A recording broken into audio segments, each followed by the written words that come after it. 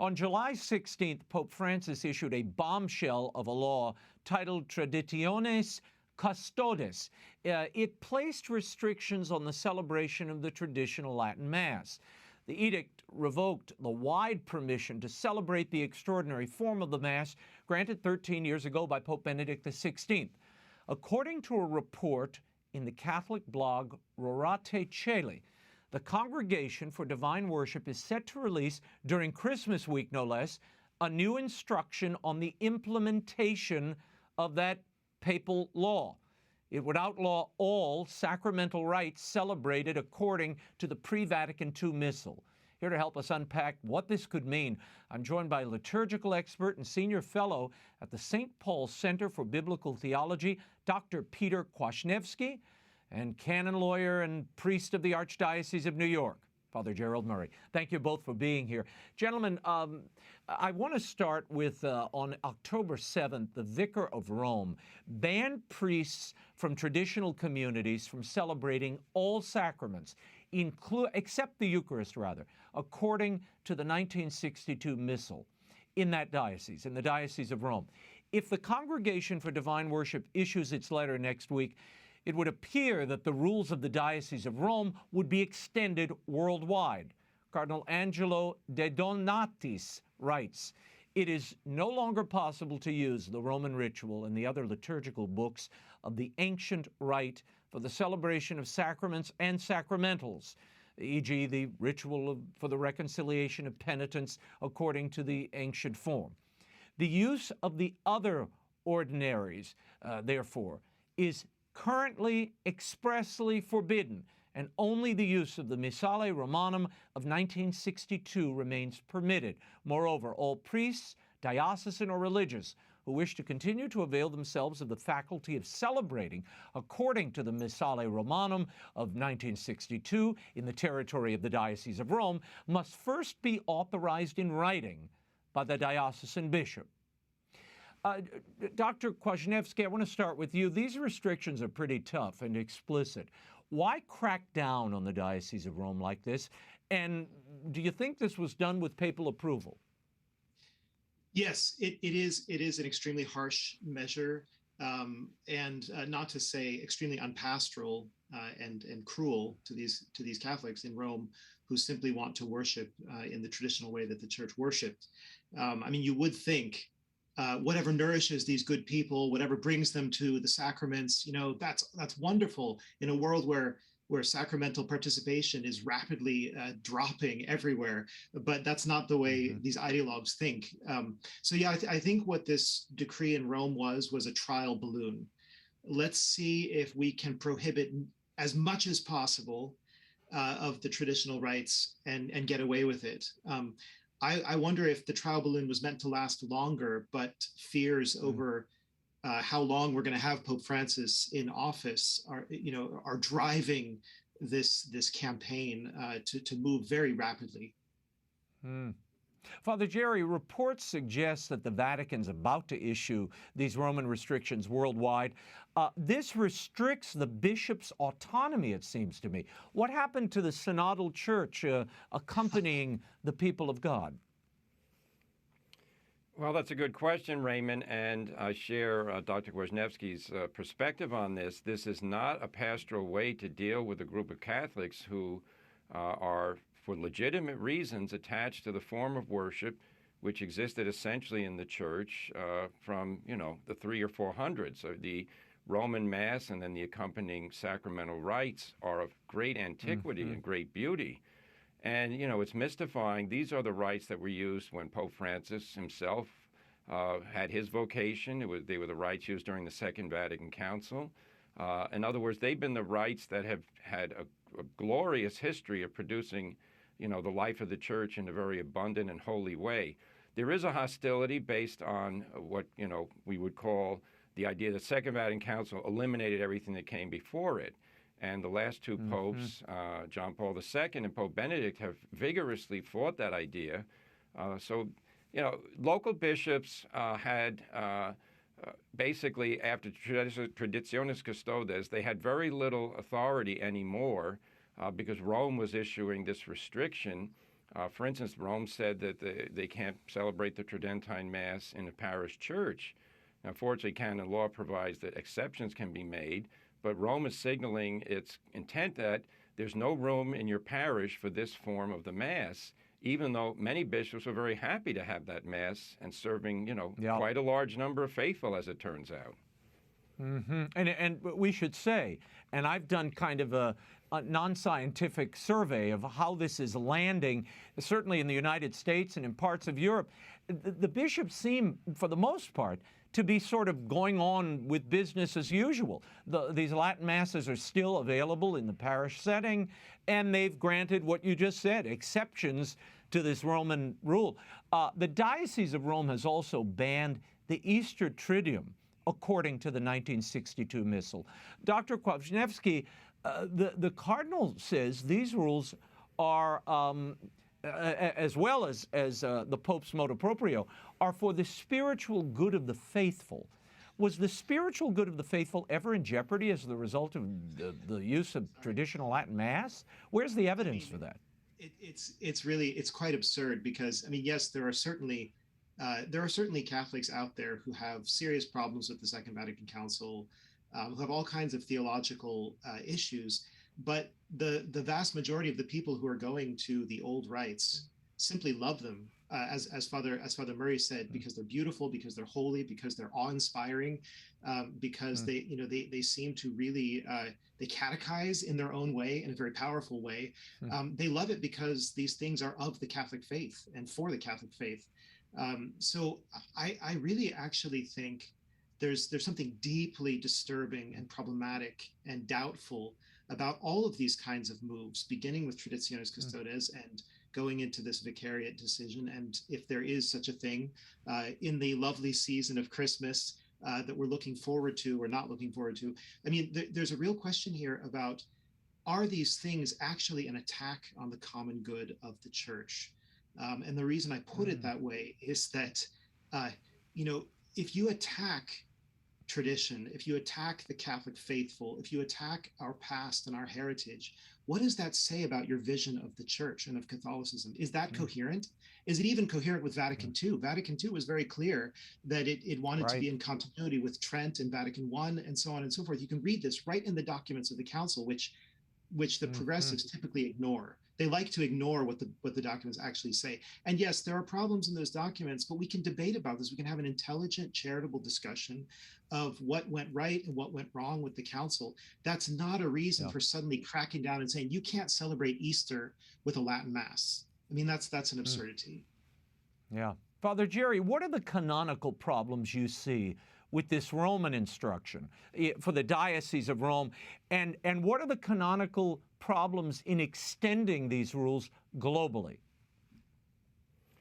Well, I guess the canonical problem, in a basic one, is that the spiritual good of the faithful is the primary purpose of canon law. It's to promote access to the sacraments, to hearing the Word of God, to exercising the works of charity. So anything that restricts a spiritual good without a clear and evident reason has to be said, this is not a good change.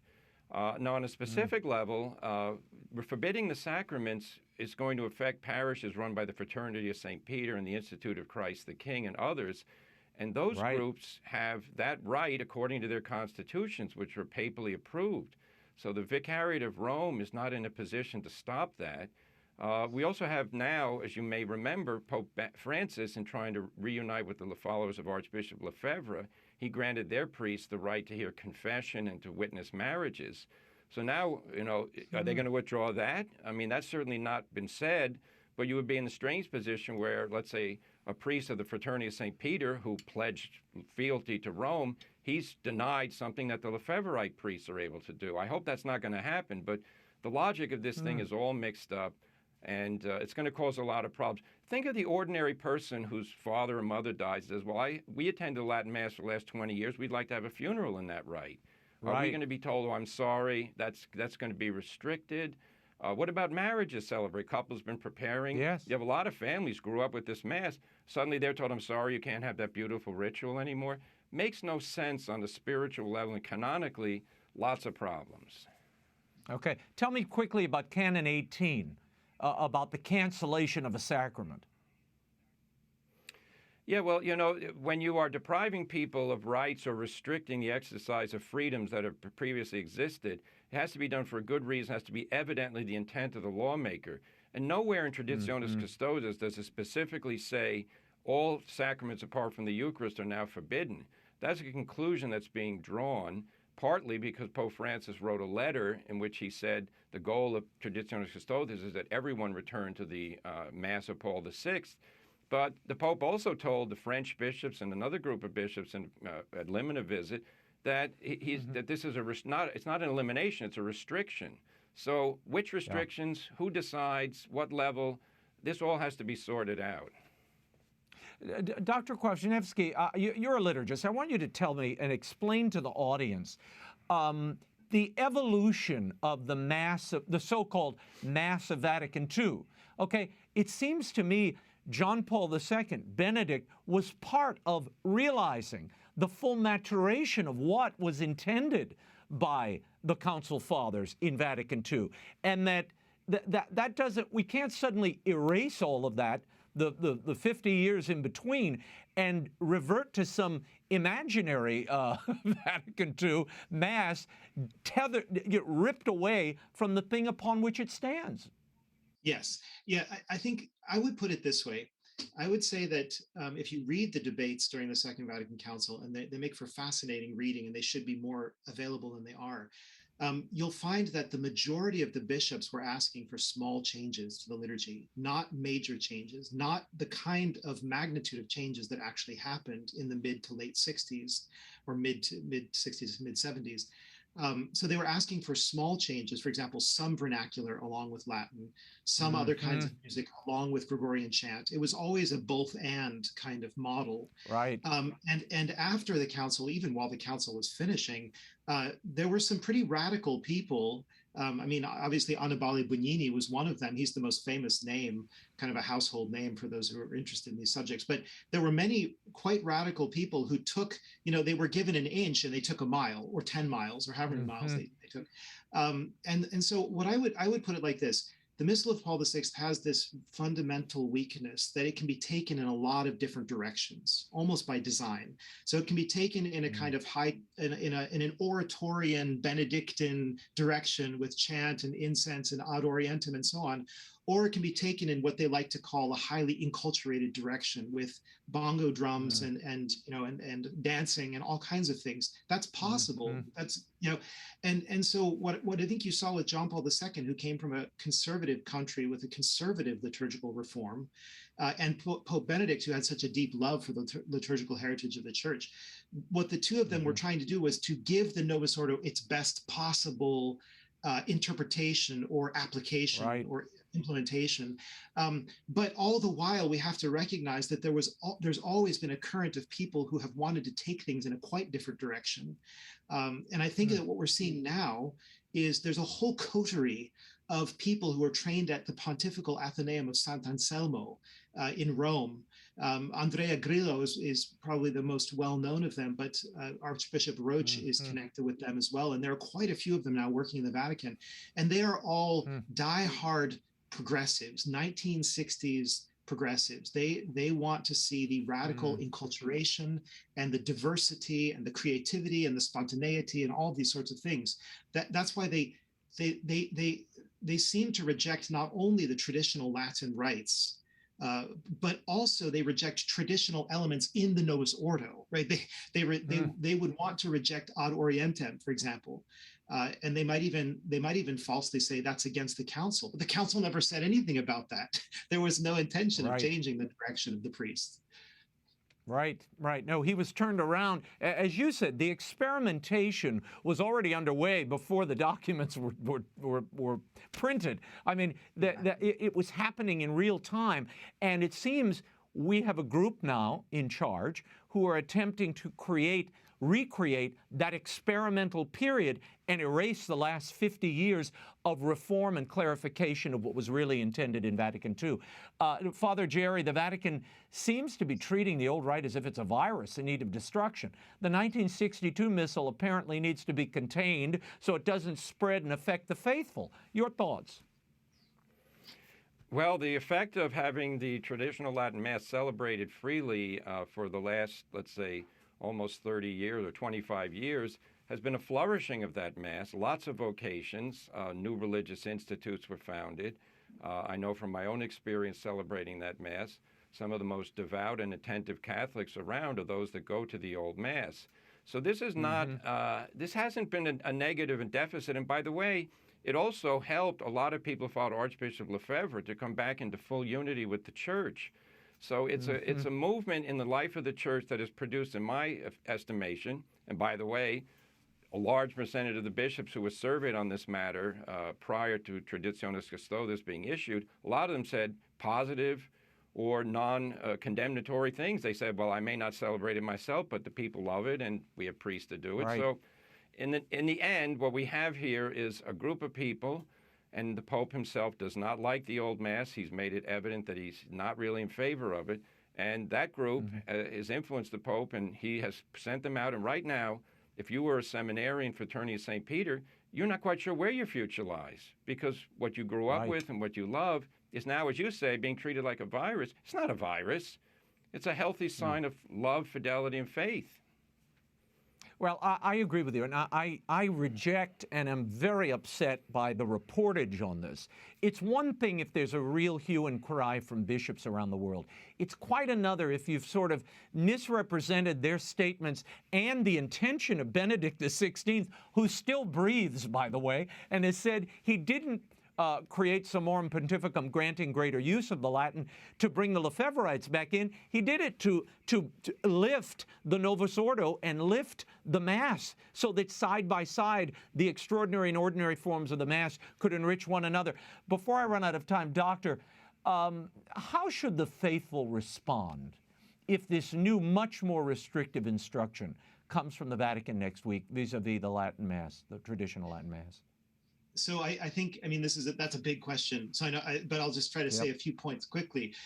First of all, we need to keep praying for the Holy Father and the bishops, because they will incur a lot of wrath if they, and a lot of disunity and a lot of pain and anguish if they actually go through with this. But we also, I think the faithful need to, and the priests too, need to remain firm in their commitment to the liturgical heritage of the Church. It must be something good and holy, because the Church has used it for so many centuries and has praised it for so many centuries. So I think the faithful will need to be strong. They'll need to write to their local bishops and talk to them, let them know, we're praying for you. We really hope that you'll do everything possible to support us. But I also think that it's a serious enough situation that we really have to say we may be dealing with some serious canonical breaches and overreaches of what authority is actually capable of doing. And this gets into some big theological questions about whether this is like an autoimmune disease where the body of the Church is attacking itself, right? And we need to be able to see that there are times when we have to say, no, non possumus, we cannot do that. That's what I think the fraternity and the Institute, Fraternity of St. Peter, Institute of Christ the King, and other such groups will say. They'll say when this decree comes out, non possumus, we cannot do this. We're not able to do this. Think it over again, come up with a different proposal, but we're not following this. We can't follow this in good conscience. Father Jerry, your reaction? Yes, well, of course, we wait to get the document in hand, and then as a good canon lawyer, I'll read it and I'll say, well, the local bishop has this power to give this exemption and this dispensation, and we can do this and that. But that doesn't solve the universal problem. I think the doctor is correct. This will cause a lot of upsetness in the life of the Church. But upsetness in and of itself is not bad. It's like the central nervous system. When you have an infection or you get a cut on your arm, there's pain. But pain is a sign that we're seeking health. So the best thing to do is, we're in the synodality period in the Church now. The voice of the people has to be heard. People are meant to contribute. The Latin Mass people and priests and bishops have to say, well, the synod has to include this topic. Why is it that some people in the Church are treated as second-class citizens for simply loving the Mass that was celebrated by countless popes and saints over the centuries? There's no logical reason why they shouldn't be able to celebrate that same Mass. Yeah, Father Jerry, before we go, I must get your thoughts on this. We discussed this last week. New Ways Ministries, which is a very controversial group. A Vatican official at the General Secretariat for the Synod of Bishops has apologized to this group, New Ways. Now, they've been condemned previously by the bishops of the United States and Rome. Now, the Vatican removed them from a website for the Synod. Now they've put them back on and apologized to them as well as to the LGBT community. Your reaction to this story? Well, we're learning something here about what the synodal process means, at least in the eyes of the people in the office of the synod. The synod is supposed to be, how do we propose and enliven the faith of the Catholic Church and her people in the face of modern challenges? You know, walking together is supposed to be walking together with Christ first. Now we find that dissenters, people who reject church teaching, the New Ways Ministry condemned the Vatican's issuance of that no blessing of same-sex unions document. So a group that is condemning something that the church does to defend her teaching is now being given a platform to promote its false teachings. And these false teachings have to do with grave immorality. The church loves everyone. If they have problems with homosexual attraction, love does not include saying, by the way, you get exempted from the moral law, you can commit any act you want, and we're not going to say it's wrong. We don't do that. The Catholic Church owes allegiance to Christ. His teaching is unchangeable. Unchangeable. The moral law doesn't change with the calendar date. So for the Vatican to permit this video to go up is a sign that they're not being the guardians and safeguarders of Catholic orthodoxy. Without Catholic orthodoxy, the Synod is going to be a disaster because it's not meant to be the grievance lobby of every dissenter being given a microphone to condemn church teaching and say, Jesus would never say this. Jesus Christ, the eternal truth, has already spoken. The church for 2,000 years is not mistaken. Sodomy is a mortal sin. Those that promote mortal sin should not be given a platform to do so from an official pulpit of the church. Dr. Kwasniewski, I'll give you the last word. 30 seconds. I think what Father Murray is saying is quite true. That we're seeing a period in which those who are supposed to be the guardians and defenders and promoters of tradition and orthodoxy, and the true, the good, and the beautiful, they are not living up to their job in the church. They're not living up to their role, and so that doesn't mean we walk away in despair. That means we have to double down, and we have to do all that we can to uphold the teaching of the church and her traditions. Father GERALD Murray, Dr. Peter Kwasniewski, I thank you both for being with me. Merry Christmas to you both.